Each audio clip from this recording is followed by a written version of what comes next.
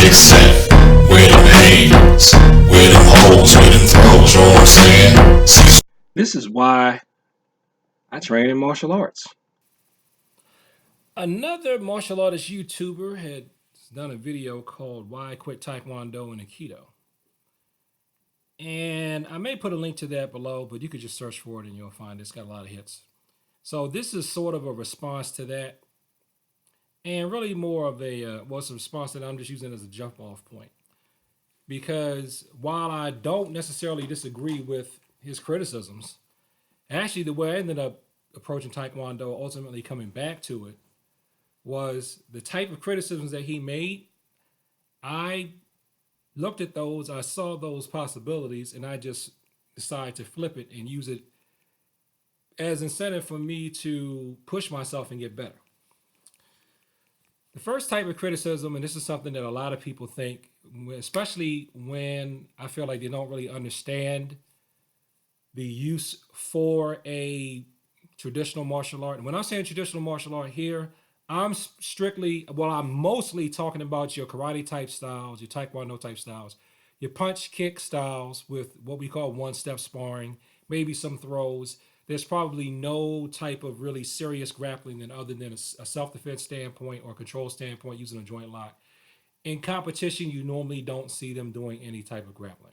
They may grab to punch or grab to throw and then hit. It's mostly a punch kick striking oriented type thing. That's what I'm talking about. All right. So a lot of people, when they criticize your taekwondo styles, your karate type styles, they have a problem because they feel like you move differently in your forms than you do in your one-step sparring, than you do in your freestyle sparring, than you do for self-defense moves. That is a legitimate criticism. And a lot of people may feel like I would rather learn one type of movement that I apply in different avenues. And if I do that, that will make me more effective at defending myself if I ever have to use this martial art. Now, on the surface, it sounds logical, and it is logical. And on the surface, I would tend to agree with that. But there's one problem. My problem is that I have actually defended myself with this stuff for real. Some of the stuff as is, as taught. And I've seen other people do it to an even more laid out classical degree to where I was just like, especially that one dude that beat up that guy that was twice his size. I saw him do the move right out of the form, just like I saw an instructor do it. And I was just like, oh my God. I was totally stunned. The reason why learning a bunch of different type of movements is not a problem is because you should not expect to respond to every physical situation the same way. Learning these different types of movements, okay? Now, I want to preface this by saying I know that on another level of understanding, people feel that you've learned those movements in different ways because they were never really understood when they were disseminated to the masses. Fine, I get that. But you cannot, I'm going to say you should not respond to every physical situation the same way. You should not respond to every threat of violence the exact same way with the exact same level of intensity, or else you are going to jail. There will be attacks that you see coming. There will be attacks that you do not see coming. There will be people that you should fight back against hard. There will be people that you should not fight back against seriously, even if they're seriously trying to hurt you, because if you hurt them civilian, you're going to jail. Now, I know we call these martial arts and war arts, and a lot of people's backstories for their teacher, even, or their founder, is this was something that was learned in the military, or she was some kind of warrior, and I'm doing the warrior thing. That's fine. I love that warrior ethic. That's one reason why I'm a big Star Wars fan to this day. However, 99% of us in the martial arts are civilians. If you're putting on the pajamas in public, you're most likely a civilian. and you cannot afford to respond to everything the same way. So, it is to your benefit to learn different types of movement, then trust your subconscious mind to pull out the correct movement for the situation.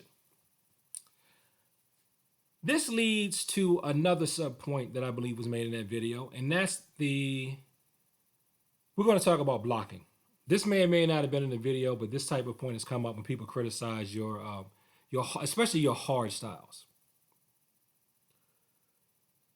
I can't, if everything I learn is lethal, that's what they say. If everything I learn is a hard block or a hard strike, then if I get in a self-defense situation, I'm going to respond super hard all the time. I mean, I don't know what to do.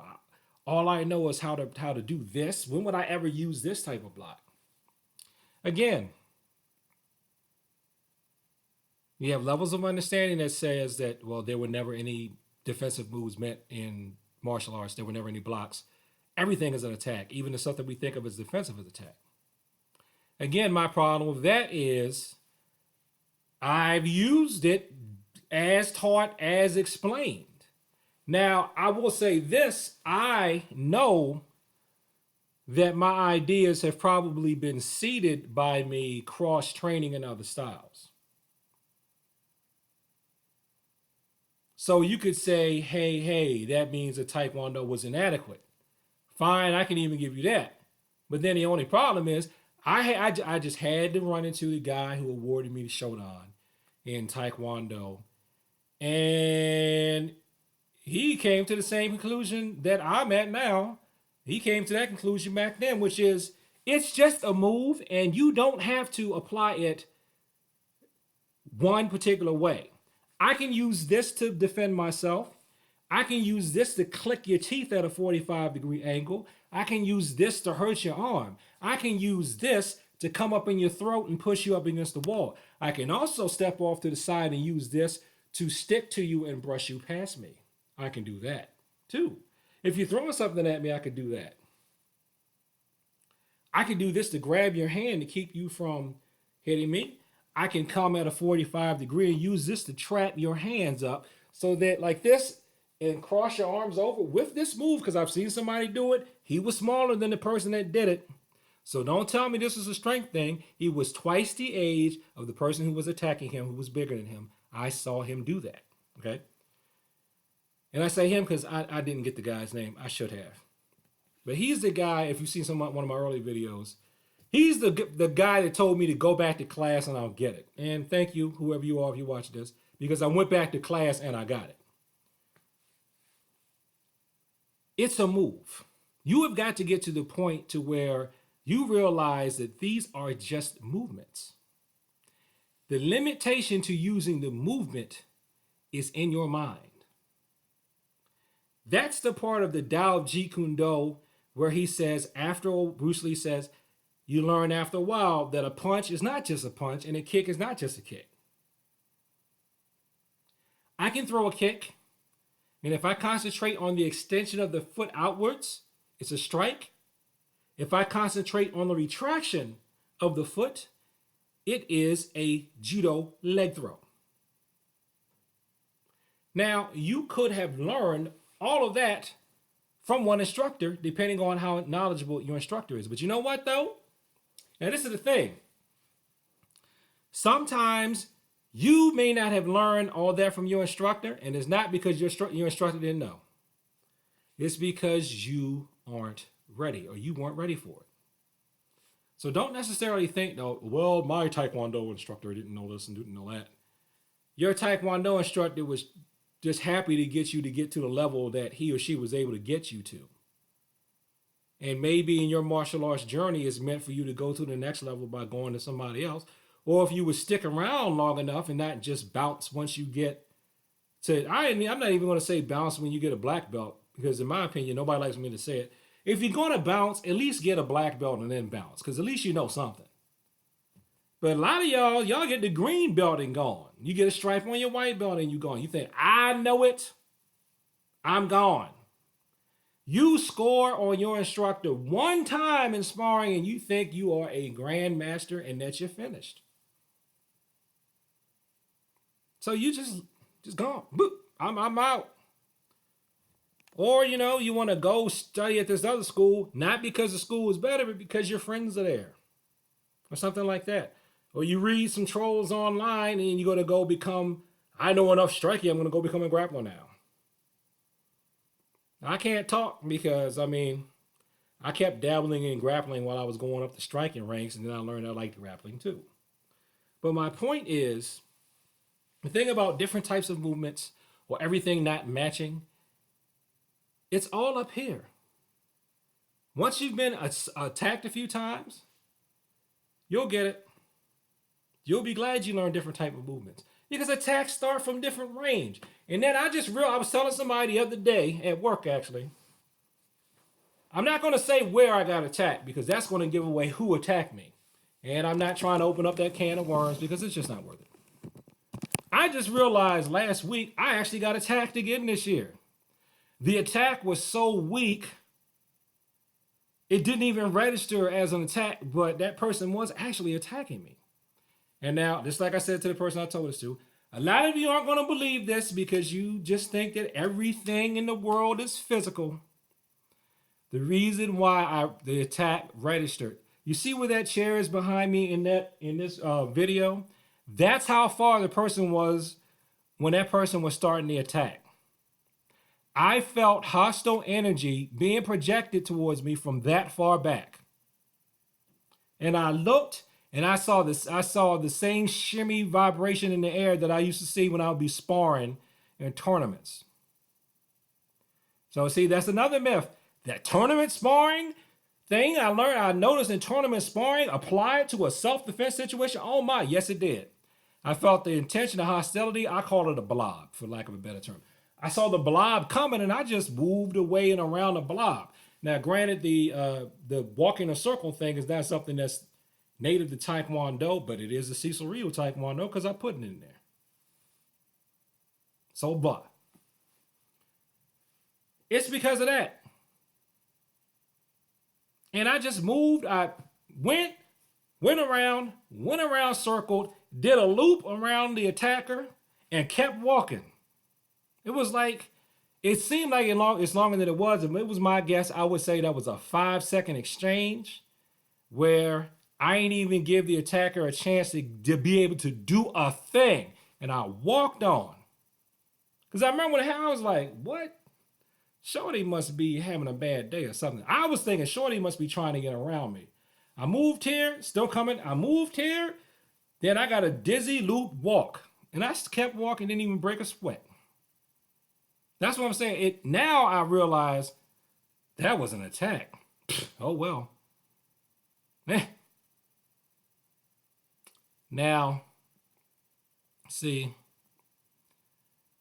if you practice and train long enough, you could do that. I was able to shut down an attack without throwing a punch. I didn't have to make contact. Because if you pay attention, if you follow all the stuff that you're being taught and all the stuff that people who actually, have your best interests at heart tell you, because that was an attack too that was totally unexpected. There were no pre-attack indicators. There were no pre-attack indicators other than that moment. So I just felt hostility, saw the vibration, felt it coming, looked, moved, kept going. That's how it happens. And that's the type of stuff that will happen if you continue to go through traditional martial arts. And see, I may make a part 2 to this. I'm going to make this my last point for this. Now, the last criticism I'm going to put in this video, where this guy was saying he stopped taking Taekwondo, is because he wanted an art he could do until old age. And he acknowledged that there are people who are able to high kick at 60, 70, 80, 90 years old. And he's like, more power to him. I'm not going to do it because I'm not going to be sweating myself that much to try to stay physically fit as I get older. And I can understand that and I agree with that. But you know what? Because I have that concern, I still exercise. I still stretch. I'm still trying to find ways to lose weight. It has been an uphill battle, but I know that my health, and I don't have washboard abs. I'm still overweight, but I managed to lose a lot of weight recently. My health has gotten a lot better, and it is because I still want to be able to do Taekwondo. Not just still be able to do judo, specifically Taekwondo. It's making me stretch. It's making me do strength training exercises. It's making me jog. Now, I don't think I'm Mr. World's Greatest Martial Artist on earth. I know that for self-defense at this point, I don't even need to do that. For the lifestyle that I live, all that is extreme overkill. But you know what is not overkill for? For health. And I know that there are martial artists who can barely walk, who cannot walk, who are still doing stuff. And you know what I've seen from a couple of them who I didn't know they were martial artists before I met them, but I noticed them. And one person I think of in particular, they may not have been able to do what they could do when they were young, but they still maximized on being able to do the best that they could with the abilities and limitations that they have. And I think that they do that because they want to be able to do the martial arts. So that's what doing an external style can actually benefit you. Even if you can't throw 55 kicks in a row like you did when you were 25, you still might be able to do a few or even one. And really, in self-defense situation, that's all you need. All you need to be able to do is pick your foot up off the ground for a second, no higher than somebody's knee. And that's all the leg, honestly, that's all the leg techniques that you really need, for real, if you want to kick. And you don't even need that. If you can still stand up, all you need are the stances. If you can't stand up, all you need to be able to do is position yourself in your wheelchair and pull people off balance. And by then, you ought to be learning Kyusho Jitsu to enhance what you can do with what you can do.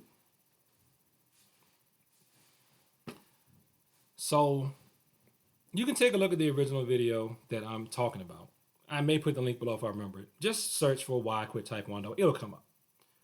But, quit it. Don't quit it. That's fine. Quit Taekwondo, quit Aikido. That's fine. But if you're going to quit, know why you're quitting. And quite frankly, sometimes I don't mind. I don't think it's really a bad thing for you to quit per se, especially if you're going to quit it so you can learn something else. I say this. If you're going to stop doing it, go to something else that's like radically different from it so that you actually expand your mind. I don't necessarily see the point of going from like Taekwondo to Shotokan unless like your Shotokan teacher is going to expand your knowledge of applications for your techniques that you know and expand your knowledge of pressure points in Kyusho or something like that, because that's still expansion. But if it's just going from like the Kihon forms to the ITF forms, or from the ITF forms to the WTF forms, from the WTF forms to the ATA forms, or if like, let's say if you're doing Kung Fu and you're just going from tiger to lion style, if there's a such thing as lion style, I don't know.